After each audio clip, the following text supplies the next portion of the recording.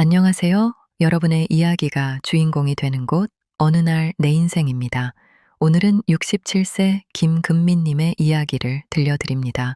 금민님에게 전하고 싶은 이야기가 있다면 댓글로 남겨주세요. 그럼 금민님의 이야기 시작합니다. 김금민 씨는 올해 67입니다. 알람은 6시로 맞춰두지만 늘 그보다 일찍인 새벽 5시 50분쯤 눈이 떠집니다. 몸에 배인 습관이란 건 참 무섭습니다. 눈을 뜨면 아직 어둑한 천장이 먼저 보입니다.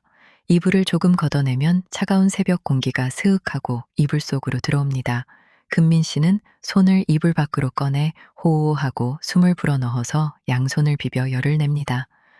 중년이 된 이후 손끝이 늘 차갑기 때문입니다. 옆을 보면 남편 박영수 씨가 작게 코를 골며 자고 있습니다. 흰 머리가 희끗희끗하고 살짝 검은 편인 얼굴에 주름진 얼굴. 자고 있는 남편의 얼굴을 보니 새삼 언제 이렇게 세월이 흘렀나 싶은 생각이 듭니다. 아이들이 다 떠난 집에는 일상적인 소리가 생각보다 크게 들립니다. 벽시계의 째깍째깍 초침 소리가 귀에 꽂힙니다. 금민 씨는 침대 가장자리에 잠시 멍하니 앉아 있습니다. 요즘 따라 마음속에서 늘 같은 질문이 올라옵니다. 나는 내 인생을 잘 살아온 걸까? 금민 씨는 천천히 일어나 거실로 나갑니다. 창문 사이로 새벽의 푸른 빛이 스며들고 있습니다. 부엌으로 가는 발걸음은 수십 년 동안 같은 길을 걸어온 듯 자연스럽습니다. 싱크대 앞에 서서 물을 한 컵 따릅니다. 차가운 물이 목구멍을 타고 내려가는 느낌이 생생합니다. 냉장고 문을 열면 늘 비슷한 반찬들이 자리를 지키고 있습니다. 김치, 멸치볶음, 계란, 우유. 이제는 두 사람만 먹으니 반찬도 예전처럼 많이 만들지 않습니다. 하지만 습관처럼 3가지 이상의 반찬을 준비하게 됩니다. 그래야 밥상 같다는 생각이 들어서입니다. 금민 씨는 식탁에 앉아 창밖을 바라봅니다. 아파트 단지 사이로 가로등 불빛이 아직 켜져 있습니다. 저 멀리 누군가의 집에도 불이 켜져 있습니다. 아마 금민 씨처럼 일찍 일어난 누군가가 하루를 준비하고 있겠지요. 세상에는 금민 씨와 비슷한 삶을 사는 사람들이 참 많을 것입니다. 문득 금민 씨는 자신이 지금까지 살아온 시간들이 주마등처럼 스쳐 지나가는 것을 느낍니다. 어린 시절, 결혼, 출산, 육아, 그리고 지금. 각각의 순간들이 선명하게 떠오르다가도 이내 흐릿해집니다. 그 많은 시간 동안 나는 무엇을 위해 살았을까? 나는 행복했을까? 이런 질문들이 요즘 자꾸만 머릿속을 맴돕니다. 시계를 보니 이제 6시가 다 되어 갑니다. 금민 씨는 일어나 아침 준비를 시작합니다. 쌀을 씻고 국을 끓이고 계란을 부칩니다. 손이 저절로 움직입니다. 이 모든 것이 너무나 익숙해서 생각하지 않아도 몸이 기억하고 있습니다. 하지만 오늘따라 이 익숙함이 낯설게 느껴집니다. 나는 언제부터 이렇게 살아왔을까? 김금민 씨는 1959년 겨울에 태어났습니다. 모든 것이 부족했던 시절, 바람이 잘 드나들던 춥고 작은 집이었습니다. 방은 2칸뿐이었고 식구는 6이었습니다. 큰 방에는 아버지와 어머니, 아직 어머니의 손길이 필요한 막내 동생이 잠을 잤고 작은 방에서는 언니와 금민 씨, 남동생이 함께 잠을 잤습니다. 무더운 여름도 힘들었지만 추운 겨울은 더욱 힘들었습니다. 금민 씨는 몸이 찬 편이라 겨울이 더욱 춥게 느껴졌습니다. 겨울이 되면 연탄 냄새가 집안에 가득 찼습니다. 새벽이면 어머니가 연탄 집게를 들고 철컥철컥 연탄을 갈았습니다. 그 소에 부딪히는 소리를 금민 씨는 아직도 기억합니다. 금민 씨는 둘째 딸이었습니다. 위로는 언니가 1명 있었고 아래로는 남동생이 2 있었습니다. 어머니는 자주 말했습니다. 금민아, 너는 언니를 잘 도와주고 막내를 잘 챙겨야 한다. 그 말은 부탁 같으면서도 명령 같았습니다. 어렸지만 금민 씨의 눈에는 어머니의 피곤함이 보였습니다. 국민학교에 다닐 때 금민 씨는 반에서 공부를 잘하는 편이었습니다. 선생님은 금민 씨의 글짓기를 칭찬했고 종종 앞에 나와서 읽게 했습니다. 그럴 때면 금민 씨의 얼굴이 빨개졌지만 마음속으로는 뿌듯했습니다. 하지만 집에 돌아오면 현실은 달랐습니다. 학교에서 돌아오면 가방을 툭 내려놓고 쌀을 씻었습니다. 차가운 물에 손을 넣으면 손끝이 찌릿했습니다. 그럴 때면 입김으로 손을 호호 불며 빨리 해버려야지 라고 속으로 중얼거렸습니다. 동생들을 돌보고 설거지를 하고 빨래를 개는 것이 금민 씨의 방과 후 일과였습니다. 금민 씨는 책 읽는 걸 좋아했습니다. 라디오에서 흘러나오는 여자 아나운서 목소리를 들으면 괜히 가슴이 두근거렸습니다. 나도 저렇게 또박또박 말하는 사람이 되면 좋겠다. 하지만 그것은 꿈일 뿐이었습니다. 금민 씨는 현실과 꿈 사이에서 어린 나이에 이미 타협하는 법을 배워가고 있었습니다. 어느 해 겨울 아버지가 크게 아프셨습니다. 공사장에서 일하시던 아버지는 허리를 다쳐 한동안 누워 계셨습니다. 집안 형편은 더 기울었습니다. 어머니는 남의 집 청소를 다니기 시작했고 언니는 학교를 마치고 공장에 다니기 시작했습니다. 금민 씨는 12살이었습니다. 국민학교 고학년이 되던 해, 금민 씨는 공책 뒤에 적어두었던 장래 희망을 지우개로 꾹꾹 쥐었습니다.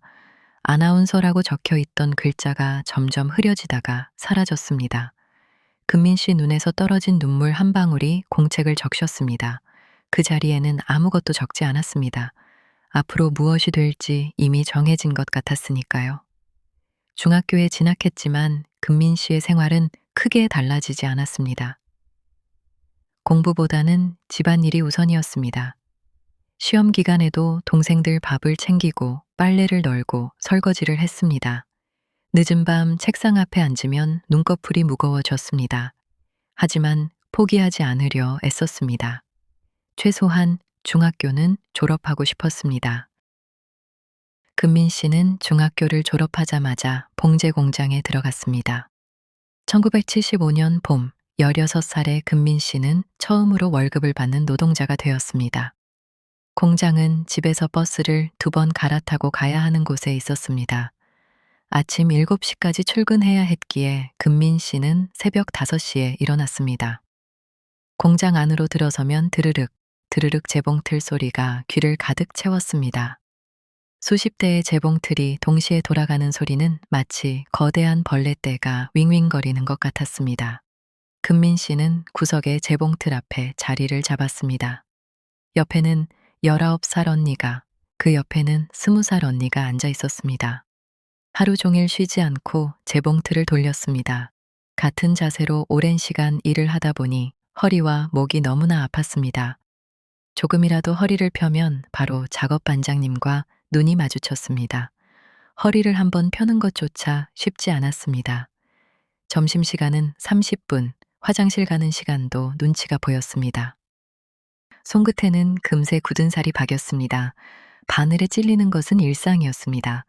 어느 날은 바늘이 손톱 밑으로 깊숙이 박혀 피가 철철 흘렀습니다.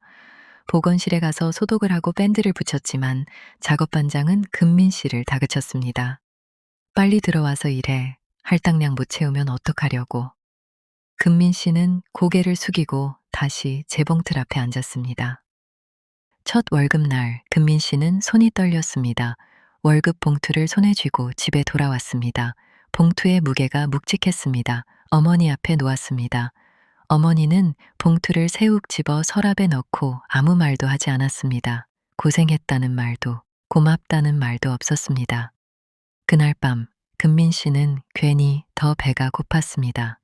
그날의 허기짐을 아직도 기억합니다. 공장 생활은 단조로웠습니다.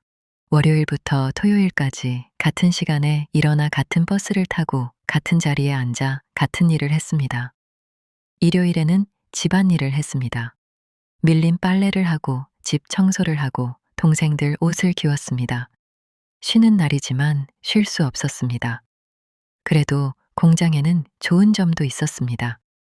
비슷한 나이의 여자애들과 친구가 되었습니다. 점심시간에 둘러앉아 도시락을 먹으며 이야기를 나누는 시간이 유일한 낙이었습니다. 나중에 시집가면 남편한테 맛있는 거 해줘야지. 나는 돈 좀 모아서 미용학원 다니고 싶어. 소녀들의 소박한 꿈들이 오갔습니다. 금민 씨는 말이 없는 편이었습니다. 친구들이 금민아, 너는 꿈이 뭐야? 하고 물으면 금민 씨는 그저 웃기만 했습니다. 꿈이 무엇인지 생각해 본 적이 없었습니다. 아니, 생각할 여유가 없었다는 표현이 더 맞을 것입니다. 하루하루를 버티는 것만으로도 벅찼습니다. 겨울이 되면 공장은 더욱 춥고 여름이 되면 더욱 더웠습니다. 선풍기 하나로는 수십 명의 더위를 식힐 수 없었습니다.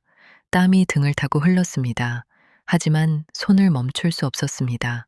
할당량을 채워야 했고 월급을 받아야 했고 가족을 먹여 살려야 했습니다. 16살 소녀에게는 너무 무거운 책임이었지만 당시에는 그것이 당연한 일이었습니다. 금민 씨가 20살이 되던 해 결혼 이야기가 나왔습니다. 어머니의 친구분이 중매를 섰습니다. 상대는 박영수 씨였습니다. 25살로 작은 회사에서 격리 일을 하는 성실한 청년이라고 했습니다. 말수가 적고 술도 거의 안 마시는 사람이라고 했습니다.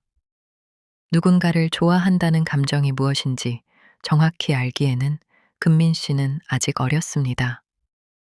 공장과 집만 오가는 생활에서 연애를 할 기회도 그럴 마음의 여유도 없었습니다. 하지만 결혼은 금민 씨가 선택할 수 있는 문제가 아니었습니다.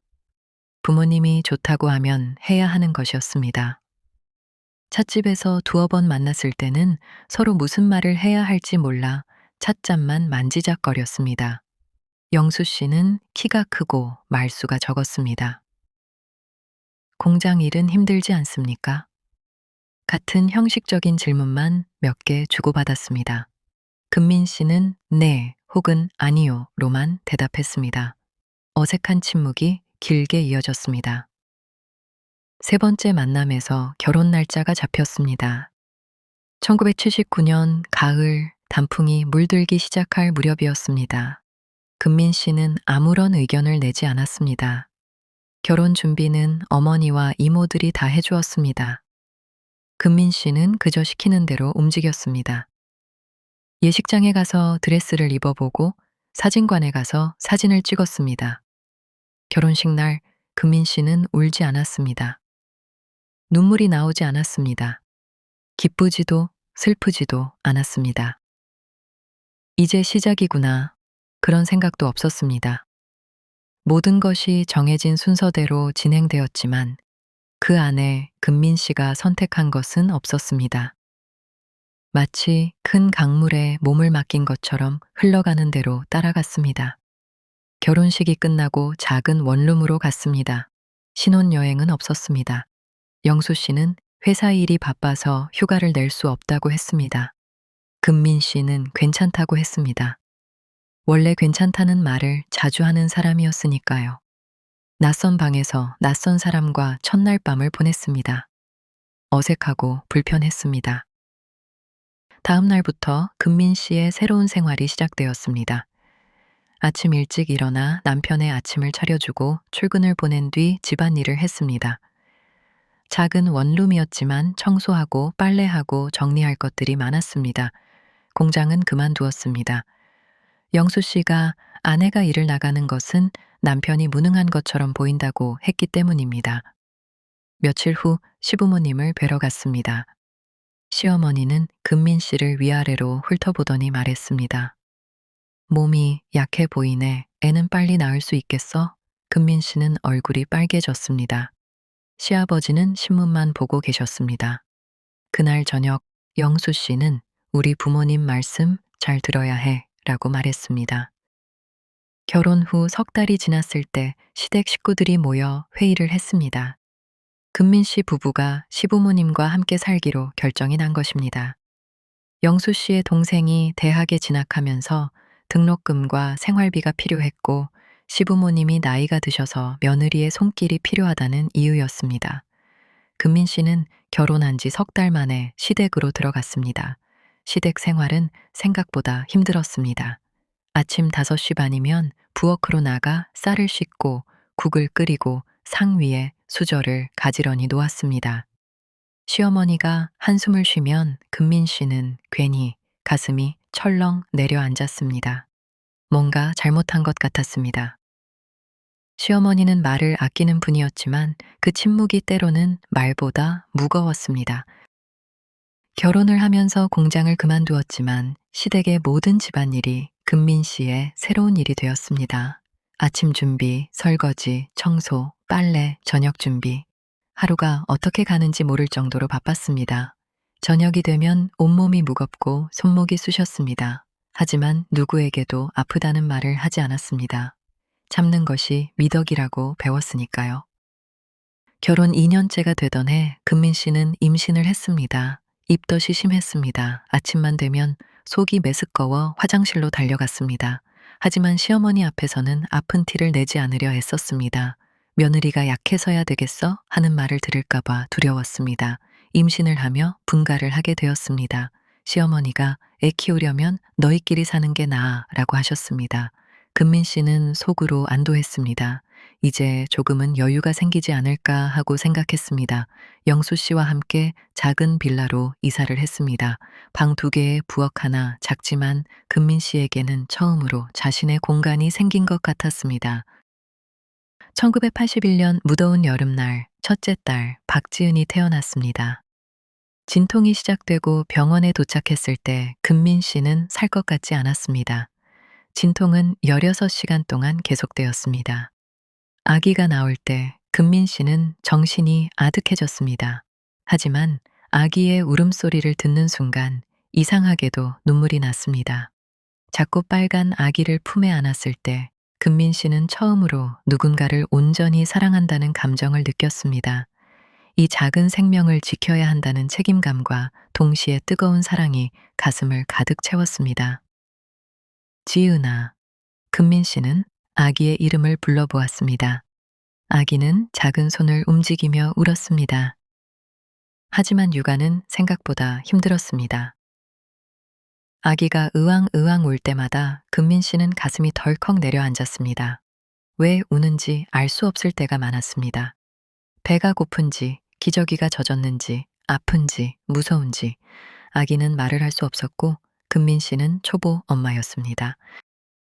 밤중에 아이가 울면 금민 씨가 먼저 일어났습니다. 부엌 불을 켜지 않고 어둠 속에서 아이를 토닥토닥 달랬습니다. 남편은 뒤척이다가 다시 잠에 들었습니다. 금민 씨는 이것이 자신이 해야 할 일이라고 생각했습니다. 남편은 내일 출근해야 하니까요. 밤새 아이를 달래고 나면 다음 날 금민 씨는 녹초가 되었습니다. 산후조리도 제대로 못했습니다. 시어머니가 잠깐 와서 미역국을 끓여주고 가셨지만 대부분의 시간은 혼자였습니다. 아기를 돌보고 집안일을 하고 남편 밥을 챙기다 보면 하루가 훌쩍 지나갔습니다. 몸은 아직 회복되지 않았는데 할 일은 태산 같았습니다. 손목이 쑤시고 허리가 아팠지만 참았습니다. 아기가 조금씩 크면서 금민 씨는 육아에 조금 익숙해졌습니다. 하지만 새로운 문제들이 생겼습니다. 밤잠을 설치고 이유식을 시작하고 아기가 아프면 병원에 데려가야 했습니다. 금민 씨는 아기 관련 책을 사서 읽었습니다. 도서관에 가서 육아 백과사전을 빌려 보기도 했습니다. 1984년 둘째 아들 박성훈이 태어났습니다. 지은이가 3살이 되던 해였습니다. 금민 씨는 2아이를 키우게 되었습니다. 아주 작고 귀여운 아기였지만 동시에 금민 씨의 어깨는 더욱 무거워졌습니다. 이제 돌봐야 할 생명이 2개가 되었습니다. 아이 2을 키우는 하루는 정말 정신이 없었습니다. 한 아이를 안으면 다른 아이가 울었고 한 아이를 달래면 다른 아이가 말썽을 일으켰습니다. 하루가 어떻게 흘러갔는지 모르게 시간이 지나갔습니다. 밥솥에서 취이 하고 김을 뿜는 소리가 마치 금민 씨의 한숨소리처럼 들렸습니다. 금민 씨는 자기 밥을 늘 식은 채로 먹었습니다. 뜨거운 밥을 먹을 시간이 없었습니다. 아이에게 밥을 먹이고 쏟은 것을 닦고 다시 아이를 달래다 보면 자신의 밥은 이미 식어 있었습니다.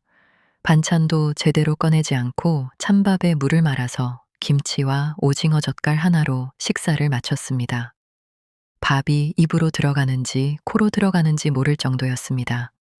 지은이가 유치원에 갈 나이가 되었을 때 금민 씨는 아침마다 지은이를 데리고 유치원까지 걸어갔습니다.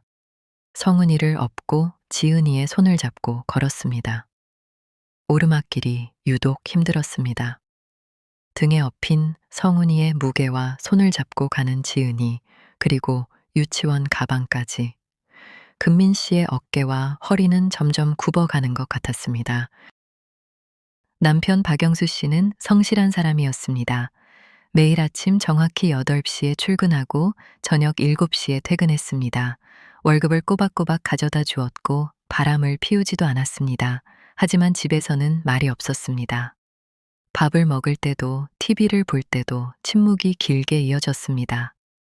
금민 씨가 "나 오늘 좀 힘들어" 라고 말하면 영수 씨는 "다들 그렇게 사는 거지" 라고 했습니다. 그 말이 칼처럼 가슴에 꽂히지는 않았지만 젖은 솜처럼 무겁게 금민 씨를 눌러왔습니다. 금민 씨는 더 이상 힘들다는 말을 하지 않게 되었습니다. 어차피 위로를 받을 수 없다면 말해봐야 소용없다고 생각했습니다.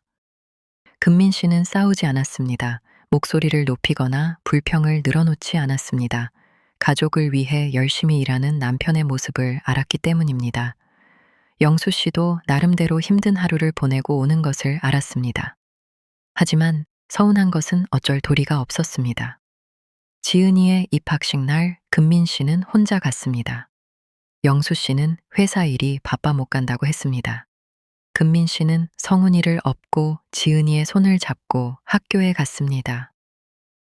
다른 가족들은 엄마, 아빠, 할머니, 할아버지까지 함께 와서 사진을 찍고 있었습니다. 금민 씨는 혼자서 지은이 사진을 찍었습니다. 사진 속 지은이는 웃고 있었지만 금민 씨의 마음 한구석은 쓸쓸했습니다. 성훈이가 열이 나서 밤에 응급실에 데려간 날도 마찬가지였습니다. 금민 씨가 영수 씨를 깨웠지만 영수 씨는 "내일 중요한 회의가 있어서" 라며 다시 잠들었습니다. 금민 씨는 혼자서 열이 펄펄 끓는 성훈이를 업고 택시를 타고 병원에 갔습니다. 새벽 2시였습니다. 응급실에서 기다리는 동안 금민 씨는 텅 빈 의자에 앉아 성훈이를 꼭 안고 있었습니다. 그런 날들이 쌓였습니다. 금민 씨 마음에 하나둘 말 못한 서운함이 쌓였습니다. 아이의 학교 입학식과 졸업식에 혼자 갔던 날, 아이가 열이 나 혼자 병원에 데려갔던 밤, 명절 준비를 혼자 하고 설거지를 혼자 했던 날들. 서운하고 서러운 기억들이 차곡차곡 가슴에 쌓였습니다. 하지만 금민 씨는 참았습니다. "이게 결혼 생활이지 뭐. 남자들은 원래 그런 거야. 나만 힘든 게 아니야." 스스로를 위로하며 하루하루를 버텼습니다. 친구들을 만나면 비슷한 이야기를 들었습니다. 다들 비슷하게 살고 있었습니다. 그것이 위안이 되기도 했고 더 서럽게 만들기도 했습니다.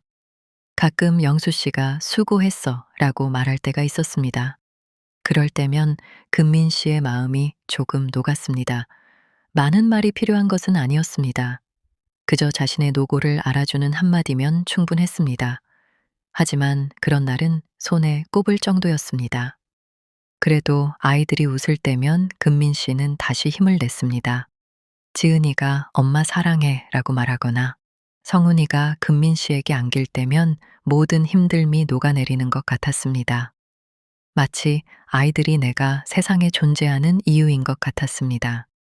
아이들을 위해서라면 무엇이든 할 수 있을 것 같았습니다. 아이들이 학교에 가고 학원에 가고 대학에 가는 동안 금민 씨는 그들의 뒷바라지를 했습니다. 도시락을 싸고 학원비를 마련하고 대학 등록금을 위해 아껴 썼습니다. 금민 씨 자신을 위해 쓴 돈은 거의 없었습니다. 옷도 몇 년 동안 같은 것을 입었고 화장품도 제일 저렴한 것을 샀습니다. 미용실도 1년에 한두 번만 갔습니다. 금민 씨가 40을 넘기면서 몸이 먼저 신호를 보냈습니다. 손목이 쑤시고 어깨가 묵직했습니다. 아침에 일어나면 온몸이 뻐근했습니다. 계단을 오를 때면 무릎에서 소리가 났습니다. 딸깍, 딸깍. 처음에는 대수롭지 않게 여겼지만 점점 통증이 심해졌습니다. 병원에 갔습니다. 의사는 손목을 이리저리 만져보고는 말했습니다.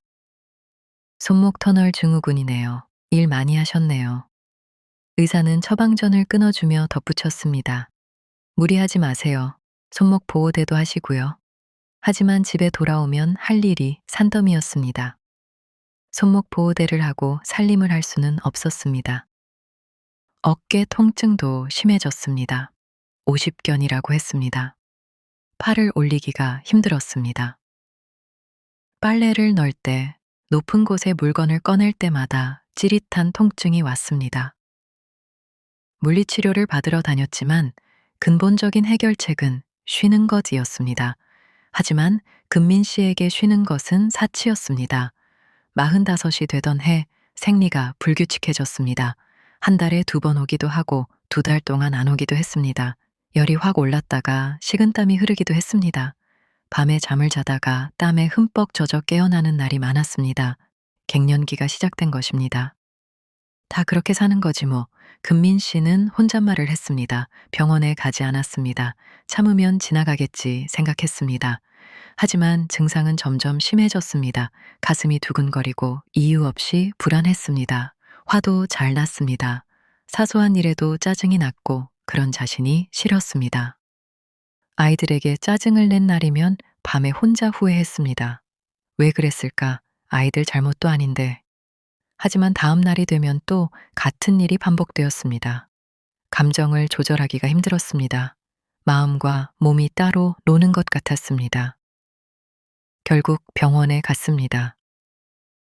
의사는 호르몬 검사를 하고는 말했습니다.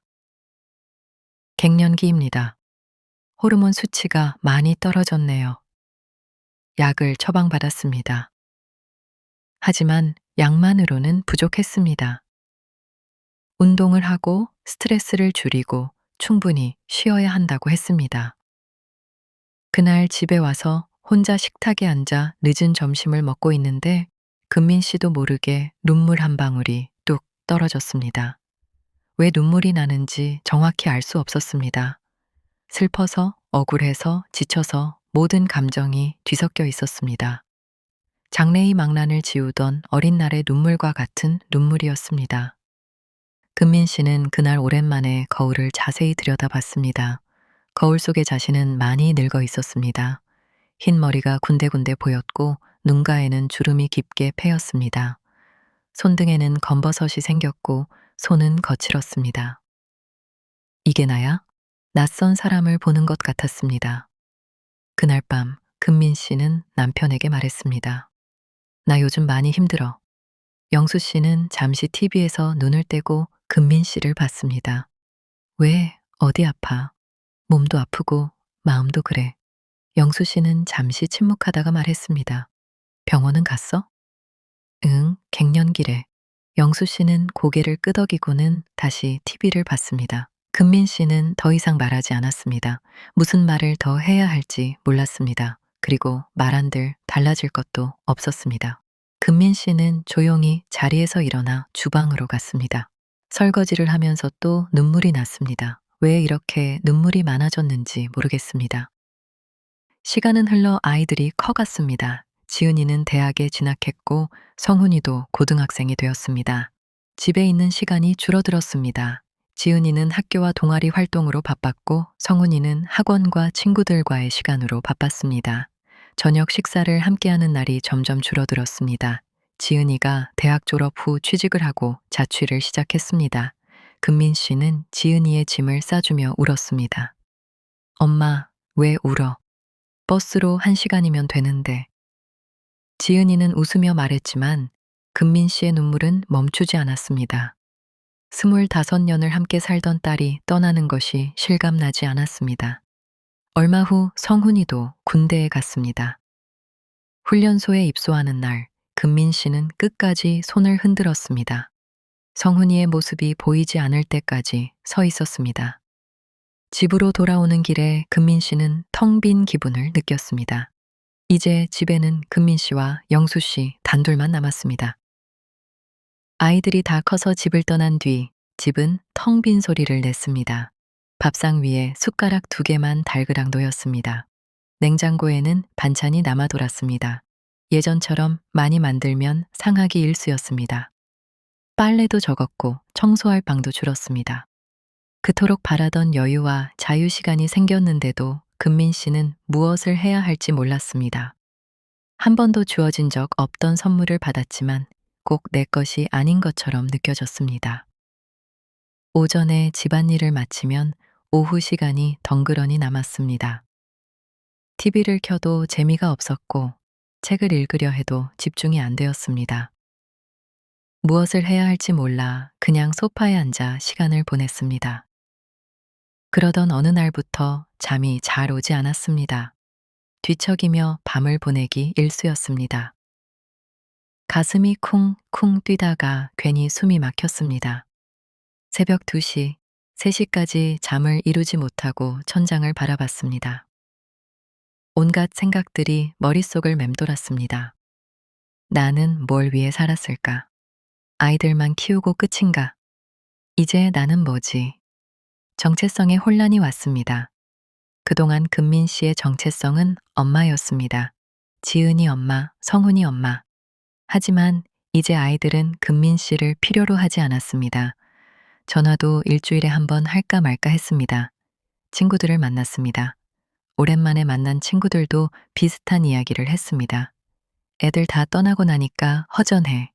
갑자기 할 일이 없더라. 남편이랑 둘이 있으니까 어색해. 다들 비슷한 고민을 하고 있었습니다. 금민 씨는 혼자가 아니라는 것에 조금 위안을 받았습니다. 하지만 위안만으로는 부족했습니다. 무언가를 해야 했습니다. 이대로 시간을 보낼 수는 없었습니다. 금민 씨는 마트에서 전단지를 하나 집어들었습니다. 문화센터 겨울학기 수강생 모집이라고 적혀 있었습니다. 요가, 노래교실, 그림 그리기, 글쓰기, 다양한 강좌들이 있었습니다. 금민 씨는 전단지를 가방에 넣었습니다. 며칠 동안 가방 속에 그대로 두었습니다. 꺼내보다가 다시 넣기를 반복했습니다. 내가 가도 될까? 쓸데없는 짓 아닐까? 돈 낭비 아닐까? 온갖 생각이 들었습니다. 하지만 동시에 뭔가를 해보고 싶은 마음도 들었습니다. 결국 용기를 내서 남편에게 말했습니다. 여보, 나 문화센터 다녀와도 될까? 남편의 허락이 필요한 것은 아니었지만 금민 씨는 공연히 물었습니다. 남편은 신문을 덮으며 말했습니다. 집에만 있지 말고 다녀와. 그 말이 허락처럼 들렸습니다. 다음 날 금민 씨는 문화센터에 등록했습니다. 중년 여성 생활 글쓰기 교실을 선택했습니다. 글쓰기는 어릴 적 좋아하던 것이었습니다. 선생님이 칭찬해주던 기억이 아직도 남아 있었습니다. 수십 년 만에 다시 펜을 들 생각을 하니 가슴이 두근거렸습니다. 문화센터 첫날, 금민 씨는 신발장 앞에서 신발을 신고 벗기를 2번이나 했습니다. 손이 떨렸습니다. 내가 여기 와도 되나? 다들 나보다 잘하면 어떡하지? 온갖 걱정이 밀려왔습니다. 하지만 여기까지 왔는데 돌아갈 수는 없었습니다. 금민 씨는 깊게 숨을 들이쉬고 강의실 문을 열었습니다. 강의실 안에는 금민 씨와 비슷한 나이의 여성들이 앉아 있었습니다. 10명 남짓 되었습니다. 금민 씨는 구석 자리에 조용히 앉았습니다. 강사가 들어왔습니다. 50대쯤 되어 보이는 따뜻한 인상의 여성이었습니다. 안녕하세요. 저는 이민주입니다. 여러분과 함께 글쓰기를 하게 되어 반갑습니다. 첫 수업에서 강사는 말했습니다. 오늘은 자기소개 대신 내가 제일 많이 하는 말에 대해서 써보세요. 길 필요 없습니다. 한두 문장이라도 괜찮아요. 솔직하게 쓰시면 됩니다. 종이와 연필이 나눠졌습니다. 금민 씨는 연필을 쥐었습니다. 연필을 쥔 손이 덜덜 떨렸습니다. 한참을 고민하다가 금민 씨는 쓰기 시작했습니다. 예쁜 글씨체는 아니었지만 금민 씨는 자신만의 글을 쓰기 시작했습니다. 나는 늘 괜찮다고 말했다. 이 문장을 쓰다 눈물이 툭 종이 위로 떨어졌습니다. 가슴속에 꽁꽁 언 무언가를 녹이는 듯한 눈물이었습니다. 강사가 돌아다니며 글을 읽었습니다. 금민 씨 앞에서 멈춰 서더니 말했습니다. 읽어봐도 될까요? 금민 씨는 고개를 끄덕였습니다. 강사는 종이를 집어들고 조용히 읽었습니다. 그리고 금민 씨를 바라보며 말했습니다. 아주 좋은 문장이네요. 많은 이야기가 담겨 있습니다. 그날 수업이 끝나고 몇몇 사람들이 자신의 글을 발표했습니다. 금민 씨는 발표하지 않았지만 다른 사람들의 이야기를 들으며 공감했습니다. 나는 늘 미안하다고 말한다. 나는 늘 괜찮다고 말한다. 나는 늘 고맙다고 말한다. 비슷한 이야기들이 많았습니다. 금민 씨는 혼자가 아니라는 것을 느꼈습니다. 수업이 끝난 뒤 금민 씨는 근처 도서관에 들렀습니다. 오랜만에 찾은 도서관이었습니다. 아이들이 어렸을 때는 자주 왔지만 최근에는 올 일이 없었습니다. 서가 사이를 천천히 걸었습니다. 책 냄새가 좋았습니다. 시집 코너에서 한 권을 집어 들었습니다. 창가 자리에 앉아 책장을 사각 넘겨 보았습니다. 시를 읽었습니다. 이해가 안 되는 부분도 있었지만 좋았습니다. 마음에 와닿는 구절을 만나면 천천히 다시 읽었습니다. 엄마, 내 바지 못 봤어? 여보, 물 좀. 그 시간만큼은 아무도 금민 씨를 찾거나 부르지 않았습니다. 온전히 나를 위해 사용하는 첫 시간이었습니다. 그날부터 금민 씨는 일주일에 한 번 문화센터에 갔습니다. 매주 다른 주제로 글을 썼습니다. 내가 가장 행복했던 순간, 내가 후회하는 일, 내가 꿈꾸는 미래. 글을 쓰면서 금민 씨는 자신을 돌아보게 되었습니다. 그동안 생각해보지 않았던 것들을 생각했습니다. 어느 날 강사가 숙제를 내주었습니다. 다음 주까지 자신에 대한 글을 써오세요. 자서전을 쓰듯이요. 길게 쓰실 필요 없습니다. 한 페이지라도 좋아요. 금민 씨는 집에 돌아와 책상 앞에 앉았습니다. 빈 종이를 앞에 두고 한참을 고민했습니다. 그리고 쓰기 시작했습니다. 내 이름은 김금민입니다. 나는 1959년 겨울에 태어났습니다. 한 줄 한 줄 써 내려갔습니다. 어린 시절, 공장 생활, 결혼, 출산, 육아. 자신의 삶을 글로 쓰면서 금민 씨는 울기도 하고 웃기도 했습니다. 그리고 깨달았습니다. 내 인생이 결코 하찮지 않다는 것을요. 다음 주 수업에서 금민 씨는 처음으로 자신의 글을 발표했습니다. 떨리는 목소리로 읽기 시작했지만 점점 목소리가 안정되었습니다. 글을 다 읽었을 때 강의실이 조용했습니다. 그리고 한 사람이 박수를 치기 시작했고 곧 모두가 박수를 쳤습니다. 금민 씨의 눈에 눈물이 고였습니다. 강사가 말했습니다. 아름다운 이야기입니다. 금민 씨의 삶이 많은 분들에게 공감을 주네요. 수업이 끝나고 몇몇 사람들이 금민 씨에게 다가왔습니다. 저도 비슷한 삶을 살았어요. 정말 감동적이었어요. 처음으로 자신의 이야기가 누군가에게 의미 있게 받아들여진다는 것을 느꼈습니다. 그날 이후로 금민 씨는 조금씩 변하기 시작했습니다. 글쓰기 수업이 끝나면 도서관에 가서 책을 읽었습니다. 카페에 앉아 커피를 마시며 사람들을 구경하기도 했습니다. 혼자만의 시간이 주는 자유로움을 조금씩 느끼기 시작했습니다. 어느 날 강사가 제안했습니다. 가을을 주제로 시를 써보시는 건 어떨까요? 시를 쓰려면 직접 느껴보는 게 중요해요. 혼자 여행을 가보시는 것도 좋습니다. 혼자 여행? 금민 씨는 한 번도 생각해 본 적 없는 일이었습니다. 하지만 강사의 말이 자꾸 머릿속에 맴돌았습니다. 며칠 후 금민 씨는 남편에게 말했습니다. 여보, 나 혼자 여행 좀 다녀와도 될까? 영수 씨는 놀란 표정을 지었습니다. 혼자? 어디? 강원도 쪽으로 1박 2일 정도. 글쓰기 숙제 때문에. 영수 씨는 잠시 고민하다가 말했습니다. 그래, 다녀와. 조심하고. 금민 씨는 처음으로 혼자 여행을 갔습니다. 기차를 타고 강원도로 향했습니다. 기차 창으로 풍경이 슥슥 지나갔습니다. 산과 들과 강이 스쳐 지나갔습니다. 금민 씨의 입가에 왠지 모를 잔잔한 웃음이 번졌습니다. 이렇게 자유로운 기분이 드는 것은 처음이었습니다. 작은 펜션에 짐을 풀었습니다. 혼자만의 공간이었습니다. 아무도 엄마, 여보라고 부르지 않았습니다. 저녁은 근처 식당에서 해결했습니다. 혼자 밥을 먹는 것도 처음이었습니다. 어색했지만 나쁘지 않았습니다. 천천히 밥을 먹으며 창밖을 바라봤습니다.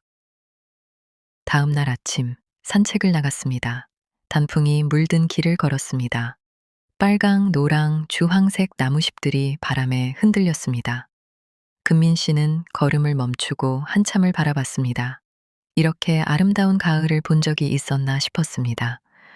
늘 바빠서 계절이 바뀌는 것조차 제대로 느끼지 못했었습니다. 벤치에 앉아 노트를 꺼냈습니다. 펜을 들고 생각나는 대로 적었습니다. 단풍잎이 떨어진다. 나도 떨어지고 있다. 아니, 날아오르고 있다. 서툰 시였지만 금민 씨는 만족스러웠습니다. 자신의 감정을 글로 표현한다는 것이 이렇게 좋은 일인지 몰랐습니다. 집으로 돌아왔을 때 금민 씨는 달라져 있었습니다. 겉으로 보기에는 같았지만 마음속 무언가가 변했습니다. 조금 더 자신감이 생겼고 조금 더 자유로워졌습니다. 나도 나를 위해 살 수 있다는 것을 알게 되었습니다. 지금의 김금민 씨는 완전히 달라진 사람은 아닙니다. 여전히 새벽 5시 50분에 눈을 뜹니다. 여전히 남편의 아침을 준비하고 집안일을 합니다. 여전히 가족을 위해 희생하고 괜찮다는 말을 내뱉습니다. 하지만 조금 달라진 것이 있습니다. 이제 금민 씨에게는 자신만의 시간이 있습니다. 화요일 오전 10시 문화센터 글쓰기 수업, 목요일 오후 2시 도서관에서의 독서 시간. 이 시간만큼은 온전히 금민 씨의 것입니다. 누구도 침범할 수 없는, 누구에게도 양보하지 않는 시간입니다. 글쓰기 수업은 이제 2년째 계속하고 있습니다. 처음에는 한 문장 쓰는 것도 힘들었지만 이제는 제법 긴 글도 씁니다. 지난 학기에는 수강생들의 글을 모아 작은 문집을 만들었습니다. 금민 씨의 글도 그 안에 실렸습니다. 표지에 자신의 이름이 인쇄된 것을 보았을 때의 감동을 잊을 수 없습니다. 문화센터에서 만난 친구들도 생겼습니다. 비슷한 나이, 비슷한 처지의 여성들입니다. 수업이 끝나면 함께 차를 마시며 이야기를 나눕니다. 남편 이야기, 자식 이야기도 하지만 요즘은 자기 자신의 이야기를 더 많이 합니다. 나 요즘 뜨개질 배우고 있어. 나는 수채화 배우려고. 각자의 새로운 시작들이 반갑습니다. 지은이는 작년에 결혼했습니다. 금민 씨는 딸의 결혼식에서 눈물을 흘렸습니다. 하지만 예전과는 다른 눈물이었습니다. 걱정의 눈물이 아니라 축복의 눈물이었습니다. 지은이는 자신의 길을 잘 찾아가고 있었습니다. 금민 씨는 딸에게 말했습니다. 엄마처럼 살지 마. 네가 하고 싶은 거 하면서 살아. 지은이는 웃으며 대답했습니다. 엄마도 이제 엄마가 하고 싶은 거 하면서 사세요. 성훈이는 군대를 제대하고 회사에 다니고 있습니다.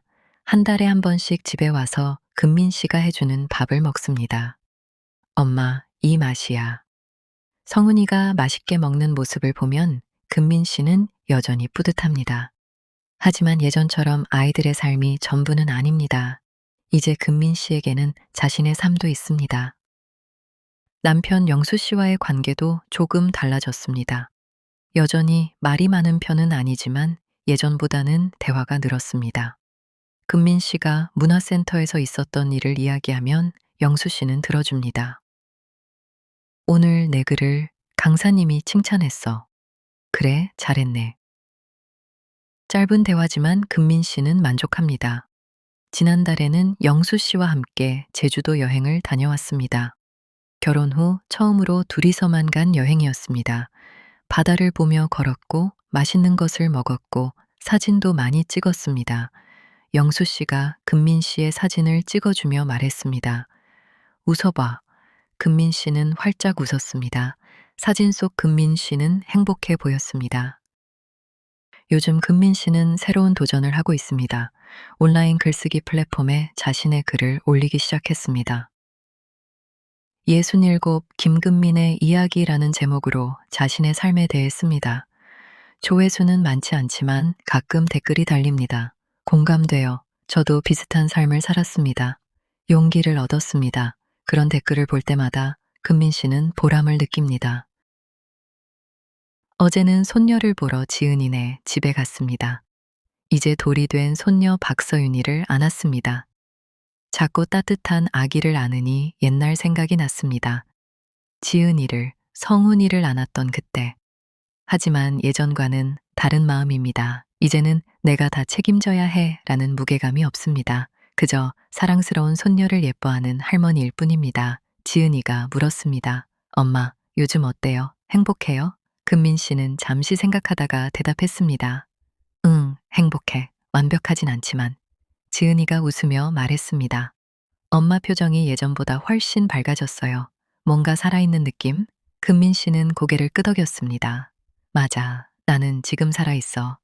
오늘 아침도 금민 씨는 5시 50분에 눈을 떴습니다. 하지만 예전처럼 무겁게 일어나지 않았습니다. 창문을 열고 아침 공기를 들이마셨습니다. 상쾌했습니다. 부엌으로 가서 커피를 내렸습니다. 커피 향이 집안을 가득 채웠습니다. 식탁에 앉아 커피를 마시며 창밖을 바라봤습니다. 나는 내 인생을 잘 살아온 걸까? 여전히 이 질문이 떠오릅니다. 하지만 이제는 답을 알 것 같습니다. 완벽하진 않았지만 나는 도망치지 않고 여기까지 왔습니다. 가족을 사랑했고 희생했고 버텼습니다. 그것만으로도 충분히 의미 있는 삶이었습니다. 하지만 이제는 조금 달라질 겁니다. 앞으로 남은 시간, 금민 씨는 조금 더 자신을 위해 살 겁니다. 하고 싶은 것을 하고, 가고 싶은 곳에 가고, 만나고 싶은 사람을 만날 겁니다. 더 이상 자신을 뒤로 미루지 않을 겁니다. 늦었지만 지금이라도 시작할 수 있다는 것을 알게 되었으니까요. 벽시계를 봅니다. 6시입니다. 곧 남편이 일어날 시간입니다. 금민 씨는 일어나서 아침 준비를 시작합니다. 하지만 오늘은 조금 다릅니다. 콧노래를 흥얼거리며 요리를 합니다. 계란을 부치면서 웃고 있는 자신을 발견합니다. 이게 바로 나야, 김금민. 67살 평범한 주부 김금민 씨. 하지만 이제는 평범하다는 말이 초라하게 느껴지지 않습니다. 평범함 속에서도 자신만의 빛을 찾았으니까요. 누군가의 엄마, 누군가의 아내이기도 하지만 이제는 김금민 그 자체이기도 합니다. 창밖으로 해가 떠오릅니다. 새로운 하루가 시작됩니다. 금민 씨의 새로운 인생도 계속됩니다.